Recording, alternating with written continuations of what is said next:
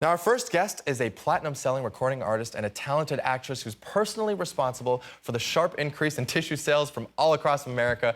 All episodes of This Is Us are on Hulu, and her album, In Real Life, is out now. Please say hello to Mandy Moore.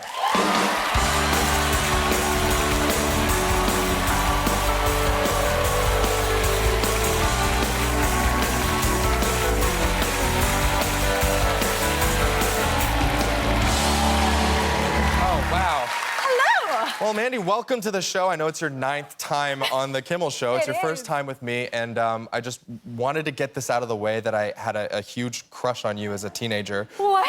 It's out. I just had to put it out there. I'm so flattered. It kind of looks like we missed our window. We missed our window. I'm sorry. I'm 8.5 months pregnant. Congratulations. That's incredible. I know on social media you announced that you were having a boy. Yeah, a boy. my second boy. That's yes. right. Yeah. How did it feel? How was the second I mean, I've never been pregnant, so how was it the second time around? It's a little harder now because I have an 18-month-old toddler that I'm chasing around, so it's not like I can nap on a whim anymore. But it is nice, I mean, for any of those pregnant folks out there, people that have been pregnant, like, everyone is so generous. Doors are open for you, seats are given for you. Once the baby comes, that's not really, it's less of an issue. Oh, yeah, you're on your own at that point. Oh, you're on your own, for sure, Got it. But so I'm really owning these last few months of being taken care of by the world. And how old is Gus now? He's just over a year. Yeah, right? 18 months, actually, Right. year and a half. We got something from a video that you posted of Gus eating some pasta. Yeah. Show that.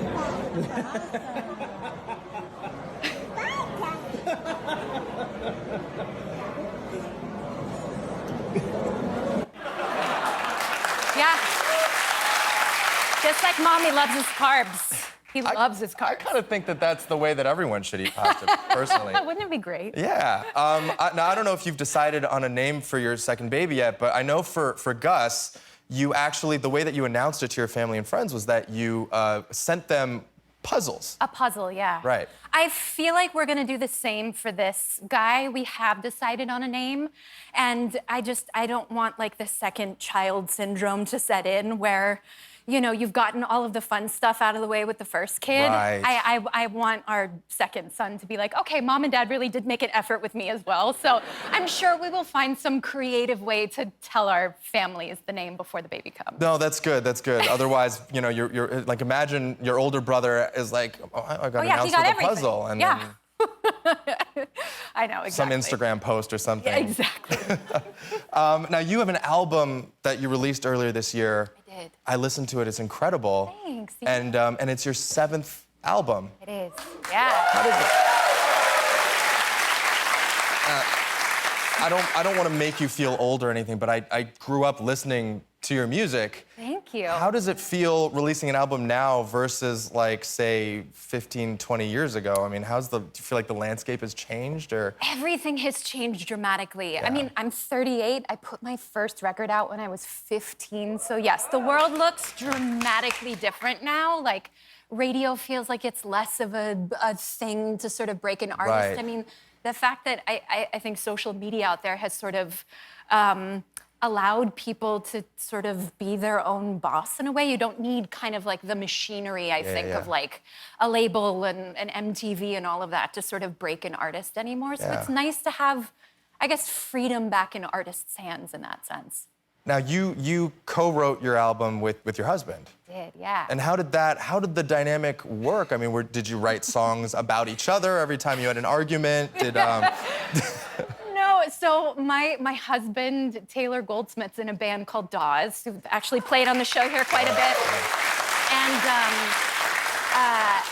he and I wrote my last record that came out right before COVID hit, and then started working on this record kind of as a response to being home and being cooped up and finding a way to still sort of be creative and have like a cathartic outlet to sort of process everything that was going on. And then I became pregnant, and so there was so much fodder to sort of to write about. And he's the most prolific writer I know, and I have the utmost respect for him and the fact that we have this shared passion and we can sort of find a way to meld it together and work together. And he came on tour with me. He's in my band. Like, it's so much fun to kind of make it a bit of a family affair. Yeah, I know you've got a wonderful, healthy relationship. I get it, Mandy. Thank you. Sorry. No, that's wonderful. And I know that you recently had to cut your tour a little bit short. Yeah. How are you feeling about that? Are you planning on kind of resuming once the baby is born, or? Yeah, so we hit the road for the first time in 15 years, something I've been dreaming about doing for so long. And I figured because I shot season 5 of This Is Us pregnant, like most of the time until 2 weeks before I gave birth, I'm like, oh, I can go on tour. I can ride on a tour bus and hang out with my toddler. And it was exceedingly more difficult than I realized. So we did about half the tour, and then I was like, you know what? I have to listen to my body and sort of draw some boundaries and take care of myself and take care of my health. And so I know eventually we'll get back out on the road. It was so much fun to play those shows and play old songs and new songs. And it was this real wish fulfillment for me. But yeah, I think we'll find a way at some point. Maybe the children won't come. Might be a little easier to do by myself. I see. But yeah, I can't wait to get back out. No, that's great. I heard or I read that you didn't have the best tour bus on the tour. Is that true? We didn't. I mean, I'm not one to complain. Every band is on the road right now because COVID sort of shut down the touring business. And so, you know, our tour was this tiny, scrappy tour, and we were only out on the road for 6 weeks. So I think we kind of got bumped down the totem pole in terms of like the fun, brand new buses. And I think our bus was way older than the last time I went on the road. It must have been like the late 90s, which would have been fine. But there were no shocks. So it was like trying to sleep on a wooden roller coaster every night. That's awful. Yeah, which made it, I was like, yeah, this is probably not gonna work out in the long run. I can't sleep. Mandy, you can tell us who took those better trailers from a pregnant woman. I don't know who they are. I don't know who they are. Was it Shawn Mendes? Was it Justin Bieber? Drake, for sure. We're gonna hunt them down. Would steal a trailer from a pregnant woman, I think. You touched on shooting the final season of This Is Us, which has been just such a phenomenal.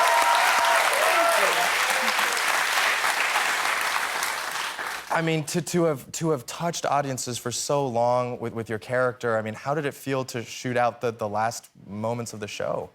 Very emotional, I think, for all of us. Because, you know, even on a film set, it's like you grow so close. You share such intimate moments with this family. Yes. And 6 seasons of being with our crew and our cast, it was really hard to sort of say goodbye. And simultaneously saying goodbye to this character. I'm like, oh, this is like slipping into a pair of comfortable shoes every day at work. I can't fathom like not telling these stories anymore and telling the story of this family. So I think I'm still processing the fact that it's over in a way, because we would typically be shooting right now, shooting the next season. But yeah, I'm excited to sort of look forward to whatever's next. Now you play, for those of you who watch the show will know this, but you play slightly older than you are now. Maybe a lot older than you are now. Yeah. And what was the makeup process like for that? And are you at least relieved to not have to do that anymore? I even missed the makeup process. Yeah, I played the matriarch of this family from like her mid-20s to her mid-80s.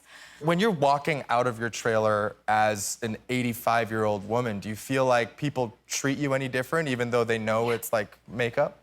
Yeah, I mean, again, our crew, the majority of whom had been with us the entire run of the show, it's like everyone's voices got softer. Yeah. They were a little more gentle. People wanted to help me like out of my chair. And I'm like, I'm still Mandy, but thank you, I appreciate it. Here, let me help you sit down. Yeah, absolutely. It was like there was a lot of care given. When I was that's 85. really sweet. It was very sweet. Well, I will hold the door open for you any day. More with Mandy Moore after this. I am here with Mandy Moore, and we are celebrating This Is Us. We are celebrating your new album, and that's all fantastic. I do want to talk about something a little bit earlier on in your career because it had such a crazy, profound impact on my life. This is actually the 20th anniversary of the release of A Walk to Remember. Oh my goodness. You guys remember it. You guys have seen it. I mean, OG Nicholas Sparks movie. You played a high schooler, a priest's daughter. who falls in love with a bad boy from the other side of the tracks, played by the very handsome Shane West. Yes.